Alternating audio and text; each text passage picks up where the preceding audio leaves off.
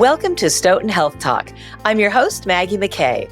There are books about it, websites, TV shows, and counselors, but until you have to declutter or downsize, it can be a daunting task, especially as a senior.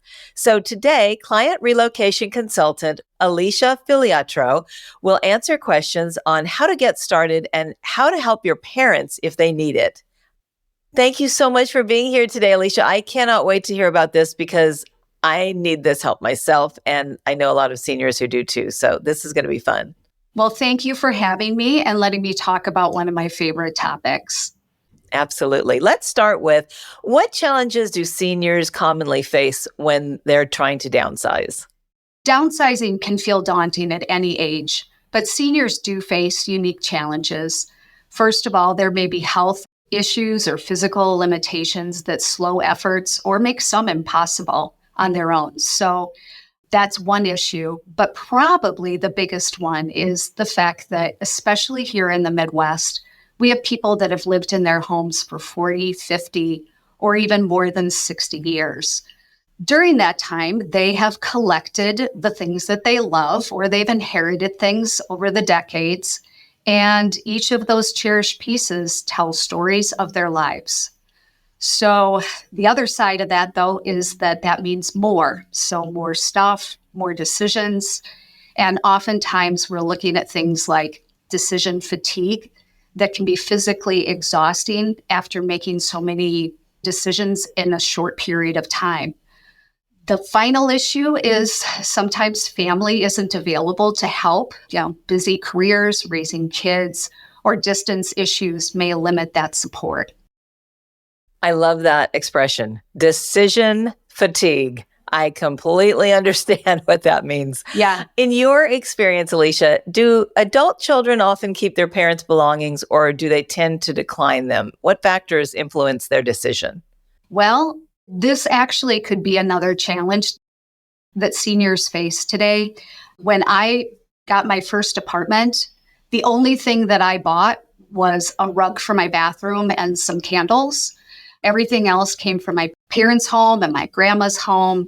And I think I was in my 40s before I bought my first piece of living room furniture. So that was life many decades ago when I was getting started. But today's adult children don't necessarily want or have the home space to take the things that their parents are downsizing. So that can be a challenge. One of the things that we try to encourage families to do is to have open and honest conversations around what they are and are not interested in taking or can or can't take, and that the seniors actually accept that. So that can be challenging because it feels sometimes personal. So as long as they understand that it's not necessarily because people don't want the things, it may be because they can't have them or they can't get them. But they may also surprise you, those adult children.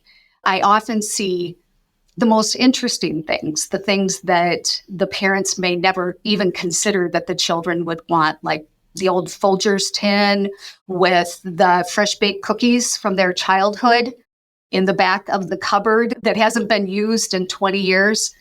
And they might be more interested in that than, say, that formal dining room set.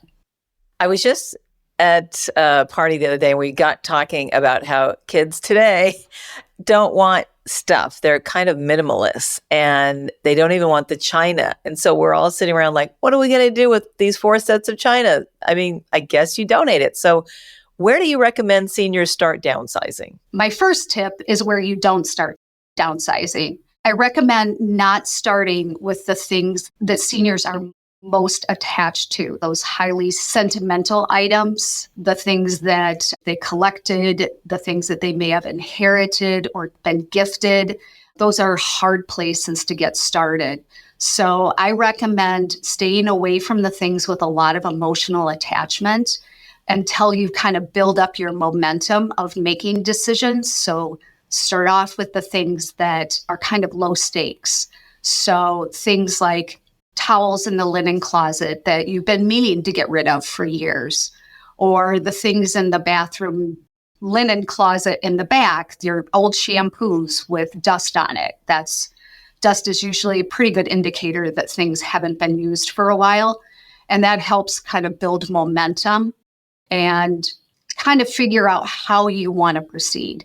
So, what are some common emotional roadblocks that seniors face when they're letting go of their belongings, and how can they work through that? Well, emotional attachment, no surprise there with what I just said. So, people are attached to those memories that their things signify. So, the rocking chair that they rock their babies in, the travel souvenirs, the wedding gifts, that sort of thing. Guilt can be a huge roadblock as well, like the inherited or gifted things. So oftentimes it's helpful to kind of sit down and consider what are the feelings behind the roadblocks, and then just maybe talk to yourself if you can, or write it on a piece of paper or put it on a t-shirt, that the memories aren't the objects themselves. The memories are in your heart, they're in your photos, they're in your stories. So honor the memories and don't keep the stuff, or don't get stuck. Maybe that's a better way to say it. Right.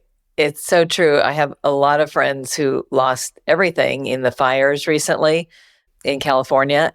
Almost all of them say the only thing they really regret not thinking to take were their photos. They said everything else, I can live without it. But the photo albums was, interestingly, kind of across the board, the thing that people regret forgetting to take. But you mentioned decision fatigue. It can be overwhelming when you're sorting through a lifetime of belongings, as you've been saying. So what advice do you have for making that process easier? A lot of what we're talking about today is not rocket science. I don't have enough material to come up with like a new book or something like that. It is just some common sense. Start early.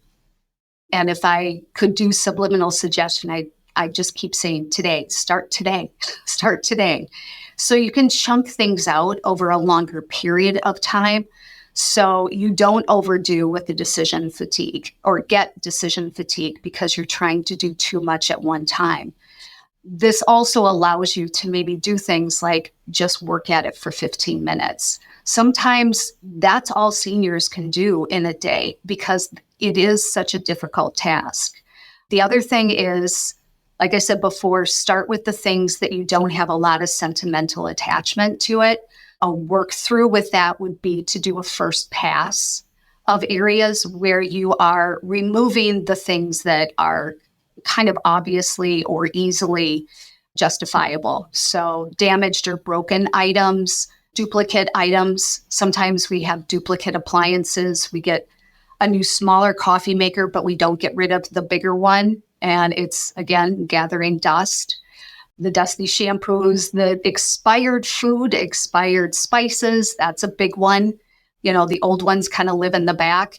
And believe me, you don't want them. They don't taste the same. And I know this because that was one of the things I inherited, were a whole bunch of spices from my grandma. And then I moved and all our stuff was in storage, and it was going to be a while before we got it. So I had to go buy some spices. And my, was I surprised that a new fresh spice tasted vastly different than things that were 20 years old, but they were in cool tins. And then expired medications. Expired medications has a couple of purposes. So obviously expired foods can cause health issues, but expired medications can often get accidentally put back into rotation with the ones that you're currently using. So there's a couple of reasons for going for those. And then just working through things like, while you're doing that, then you're kind of figuring out how long you can last in a day, what kind of techniques you want to do, how you want to come at it. Some people do a drawer at a time or a cupboard at a time. Others like to work in a room at a time. I kind of like going around the clock, starting at whatever I think noon is in the room, and then just working my way around to kind of keep track of it. Or pick a theme for the month. We have a monthly downsizing calendar. Just for example, January is linens, February is electronics. You can come up with your own categories, but that's another approach for it. And then again, kind of be talking to yourself, if I haven't used this item in 2 years, it's probably time to let it go. Or if I forgot I had it and that wasn't a joy that came to me when I realized when I found it, then I probably have been good to live without it and I can probably let go of it. What's the biggest piece of encouragement that you give someone who is feeling stuck or overwhelmed? Well, first of all, you're not alone. Most people are feeling that sense of anxiety. I do seminars on downsizing, and the moment I say the word anxiety, people look at me and they're so relieved to hear that they're not alone. So sometimes it's just that easy. You're not alone. Give yourself grace. This is progress. We're going for progress, not perfection. I see a lot of people that think that everything needs to be done just so. They want everything documented. They want spreadsheets. They want labels. And they kind of push themselves right out of being able to complete a task because they just have this idea in their head of the right way to do it. But then I have a couple of fun ones. So sit in the good chair, wear your best jewelry or jacket, and use those fancy dishes. Absolutely. Well, thank you so much, Alicia. This has been so informative and useful. I can't wait to implement some of these ideas. I really like the around the clock room idea. And I've heard that one about chunks of time, but somehow that didn't work for me. I like the clock idea. Thank you so much. Yeah, get to know yourself and what works for you, because what works for me may not work for you. Absolutely. Again, that's Alicia Filiatro. To find out more, please visit wellrive.com. That's WELLRIVE.com. And if you found this podcast helpful, please share it on your social channels. Check out our entire podcast library at stoughtonhealth.com for topics of interest to you. Thanks for listening to Stoughton Health Talk.